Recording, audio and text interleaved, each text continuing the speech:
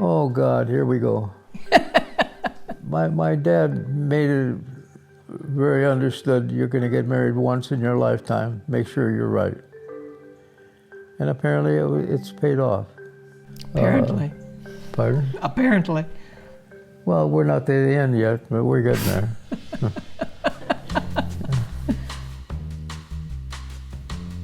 Well, when we first met, I had two friends of mine. The three of us were in nursing school together, and we decided to work there after we graduated, and to make about a couple of years so we can have enough money so we could take a trip. We wanted to travel. Remember, we were from Wisconsin. The three of us traveled out to California.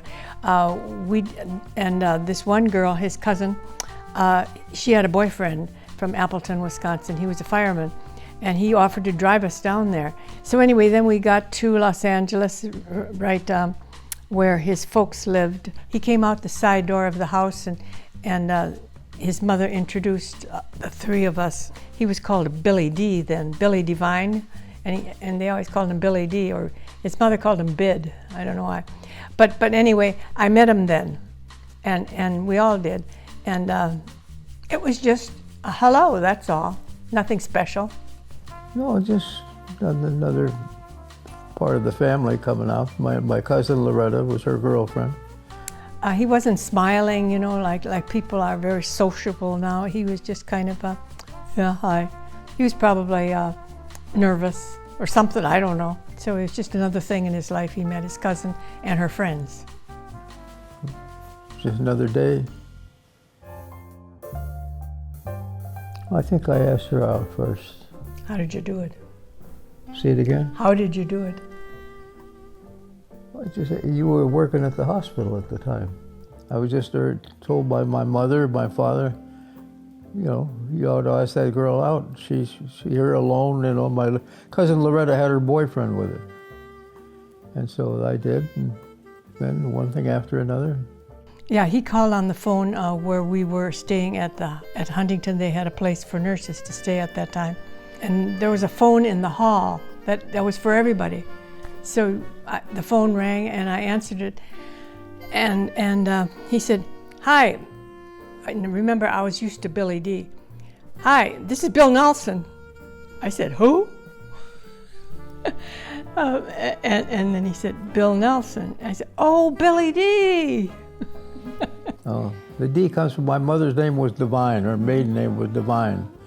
So when they got married, I came along, William Divine Nelson.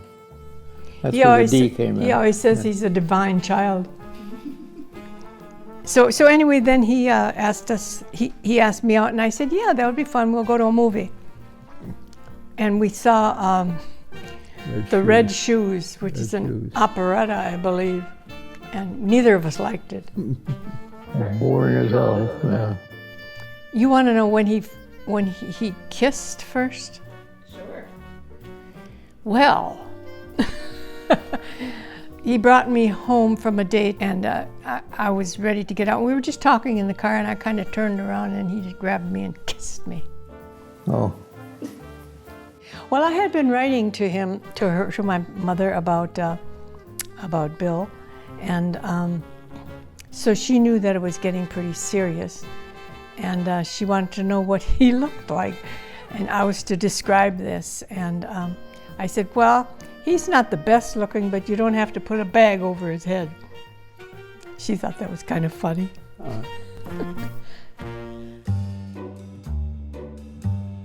Well, she was at a desk in my office where I worked out of. And I don't know, I just picked up the phone and called her on the phone and asked her if she'd marry me. There were a whole bunch of desks there, and they all had a telephone on there. So we were pretending we were talking to each other. And so then he said, will you marry me? But he had asked me a lot of other times, just in jest, sometimes, oh, will you marry me? And I never really answered. I just thought I wanted something better than that. But then at this, it was a finance company where he worked. Yeah, and so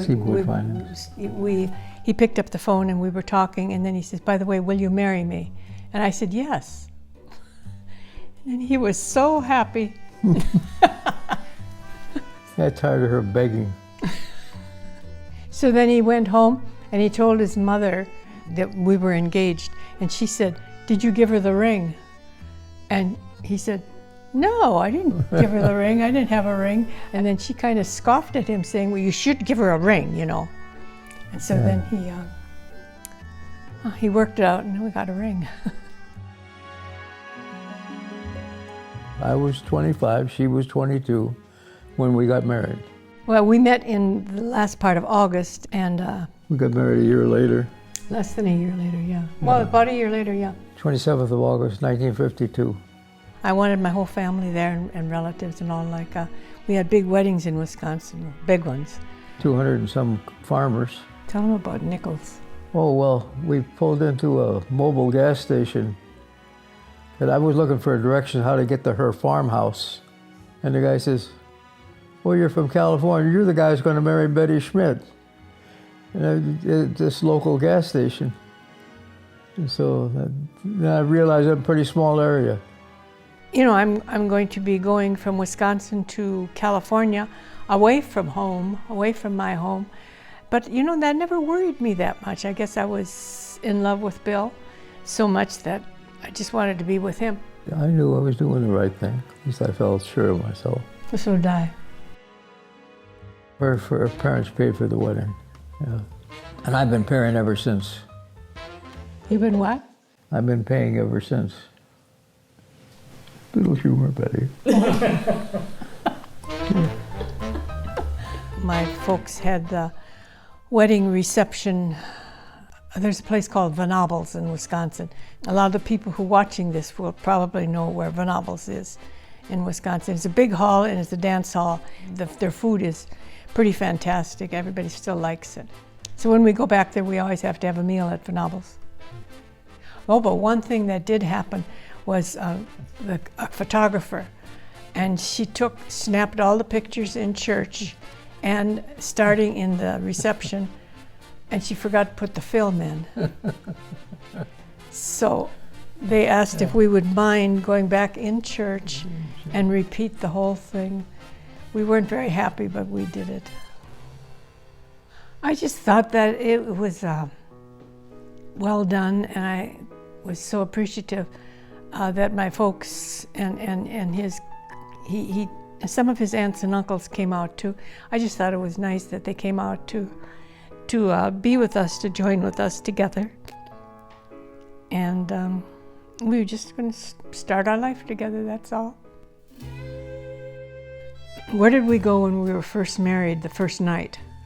Was it Frontier or some kind of it was a motel. Anchor Inn. Anchor Inn. Anchor Inn Motel, but I don't know the town, but it was north of Green Bay. Did you make accommodations ahead of time, or? No, we got it on the fly. Yeah. We didn't know where we were going after we got married. I mean, we knew where we were going, but we didn't know where we were going to stop or what time we were going to. All this was put together, so. Oh yeah. Yeah. You tell them. I can't think of the name. Mackinac? Mackinac Island. Mackinac Island. Mackinac Island, yeah. We had to park the car on one side, take a little bicycles?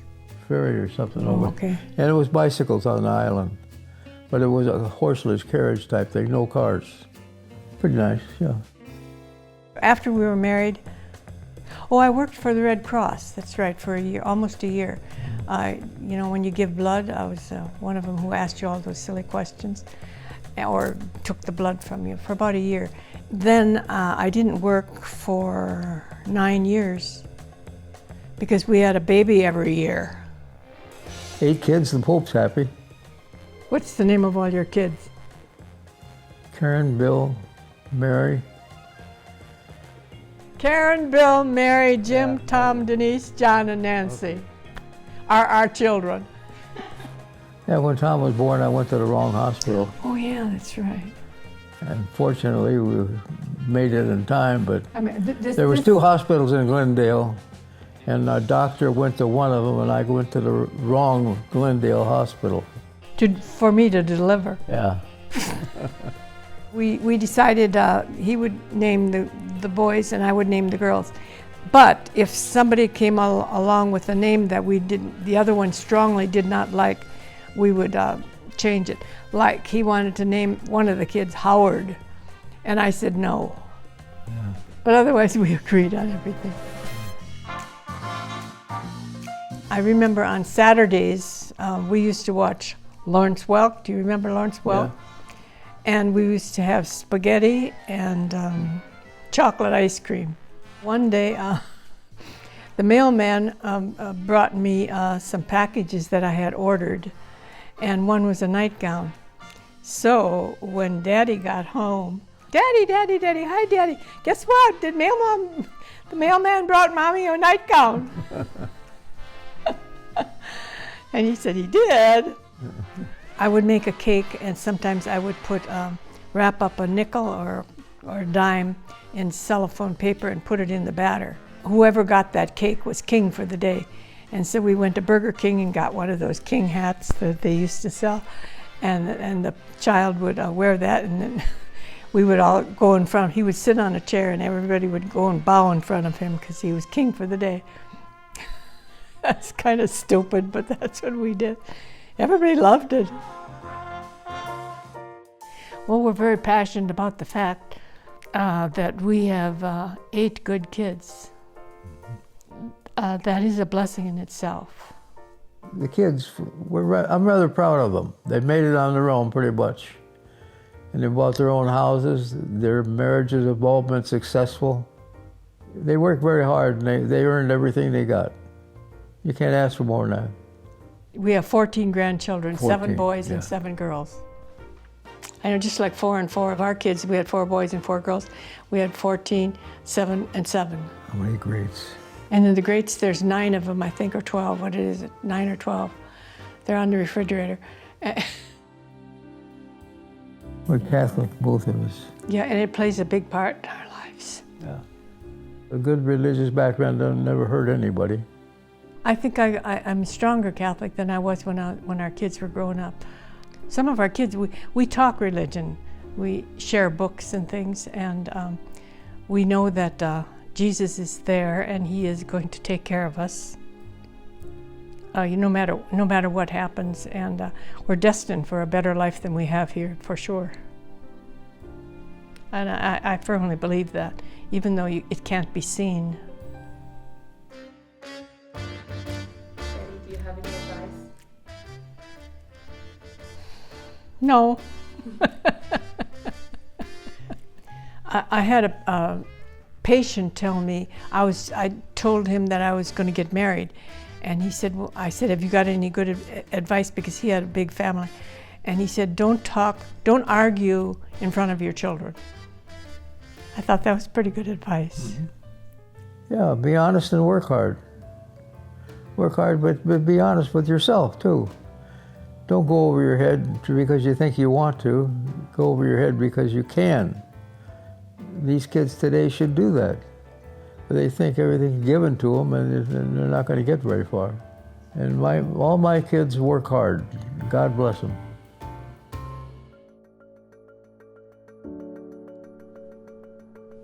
You first. Okay. But she's a hard-working, honest person. I don't know of anybody character-wise better than her. Period. And that's important. That's the best thing I can say about her. And me, we had a lot of problems during our married life. Everybody does, even the best of families. If it's in one thing, it's something different. And whatever it was, we always knew that we loved each other. And that carries you through. It gets you over the bumps. Yeah. Amen. Well, the other reason we stayed together, I can't cook. Well, when I cook, we pray after we eat. Oh. And he keeps repeating all his jokes over and over again.